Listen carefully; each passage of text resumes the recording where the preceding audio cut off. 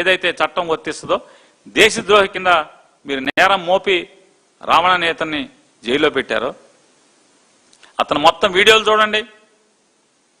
ఏ రోజన్నా చంద్రబాబు నాయుడు గారిని, తెలుగుదేశం పార్టీని, నారా లోకేష్ నాయుడు గారిని, బాలకృష్ణ గారిని ఎప్పుడన్నా చిన్న మాట అన్నాడా, విమర్శించాడా?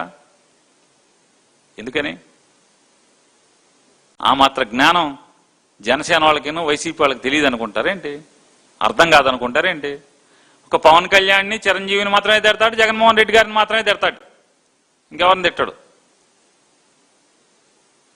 ఏమండి ఈ ఆశాలు అందరికీ తెలుసు సార్. ఇవన్నీ పిచ్చి డ్రామాలు. ఎప్పుడో రామారావు గారు పాత రోజుల్లో ఆయన అమాయకుడు కాబట్టి ఇట్లాంటి మీరు తప్పుడు పనులు ఎన్ని చేసినా, కుట్రలు చేసినా ఆ రోజు బాబు ఆయన పసిగట్టలైపోయాడు. ఇవాళ ఎవడో అమాయకులు లేరు. ఏదో మీ అంత ముదురులు కాకపోయినా ఎంతో కొంత మాకు కూడా మీలాంటి ముదురులను చూసి జ్ఞానం వచ్చింది మాకు కూడా. మీరు చేసేటువంటి కాకపోతే ఒకటే అడుగుతున్నా, ఈ వయసులో ఈ సోషల్ మీడియాలో ఇట్లాంటి వాళ్ళందరినీ పెట్టుకుని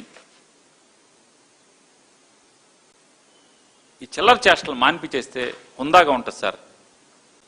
మీ హోదాకి హుందాగా ఉంటుంది. మీరు ఈ మాట్లాడే ఈ భాష కట్టి పెడితే సంస్కారవంతంగా ఉంటుందని చెప్పని పెద్దలైనటువంటి నారా చంద్రబాబు నాయుడు గారికి హితవు చెప్తూ ఈ కట్టి పెట్టండి, మీ కుట్రలు మానండి. మీరు ఎన్ని కొత్త చట్టాలు తెచ్చినా, టాస్క్ ఫోర్సులు తెచ్చినా సోషల్ మీడియాలో మీ తప్పుల్ని, మీ పాపాలని, మీ అవినీతి భాగోతాలని మాత్రం ఎత్తి చూపటమే వైఎస్ఆర్ కాంగ్రెస్ పార్టీ కార్యకర్తలు అందరూ.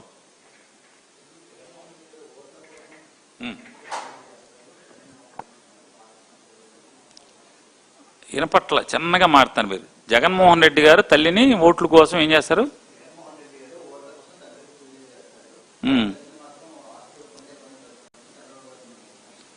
ఎన్టీ రామారావు గారు ఎవరు? నందమూరి తారక రామారావు గారు ఎవరు? ఎలా ముఖ్యమంత్రిగా 94వ సంవత్సరంలో ముఖ్యమంత్రిగా అయినటువంటి ఆయన సుమారుగా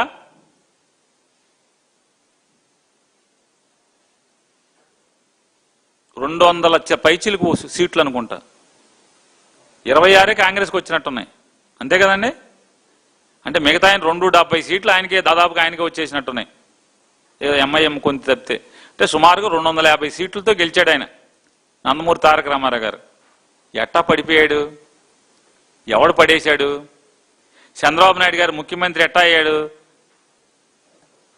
జగన్ గారు లాగా, లేకపోతే తమిళనాడు విజయ్ లాగా కొత్తగా పార్టీ పెట్టి, మన కేజ్రీవాల్ లాగా ఏమైనా పార్టీ పెట్టి సీఎం అయ్యాడా? ఎట్టా సీఎం అయ్యాడు? రామారావు గారు నీచుడు ఎట్టా అయ్యాడు? రామారావు గారు ఎట్లా పనికిరానోడయ్యాడు? ఎందుకు పడేశారు? రామారావు గారు బ్యాంక్ అకౌంట్లన్నీ ఎందుకు కోర్టులో సీజ్ చేసి ఆ అకౌంట్లన్నీ లాక్కున్నారు? బసవతారకం హాస్పిటల్ ఎవరిదది? వీళ్ళెట్ట లాక్కున్నారు? నారా చంద్రబాబు నాయుడుకి ఏంటి సంబంధం? ఇప్పుడు కాదు, రామారావు గారు బతికుండంగా మాట్లాడుతున్నా. ఇవాళంటే కోళ్ళను చేసుకున్నారు కాబట్టి ఇచ్చేసి మా ఇయ్యంకుడు ఉన్నాడని చెప్తాడు. ఇవాళ సోకు కాదు.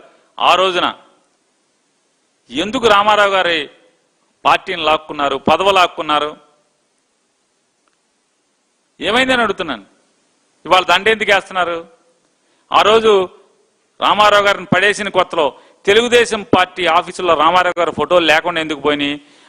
ఆఖరికి తెలుగుదేశం పార్టీ సభ్యత్వ పుస్తకాల మీద కూడా రామారావు బొమ్మ లేకుండా ఎందుకు పోయింది? ఇవాళ దొంగదండాలు ఎందుకు పెడుతున్నాడు? జగన్ గారికి తండ్రి రాజశేఖర రెడ్డి, రామారావు గారు ఎవరు మీకు? కర్జున్ నాయుడు గారికి ఎందుకు దండం పెడతలా మీరు? కర్జున్ నాయుడు గారి ఫోటో ఎవరికైనా తెలుసా? ఎందుకు దండం పెడతలా? సంక్రాంతికి మీరు ఎప్పటి నుంచి వెళ్తున్నారు? తల్లిదండ్రులు బతుకున్నప్పుడు ఎందుకు వెళ్ళలేదు? వాళ్ళు సమాధుల్లోకి వెళ్ళిపోయాక ఎందుకు వెళ్తున్నారు మీరు?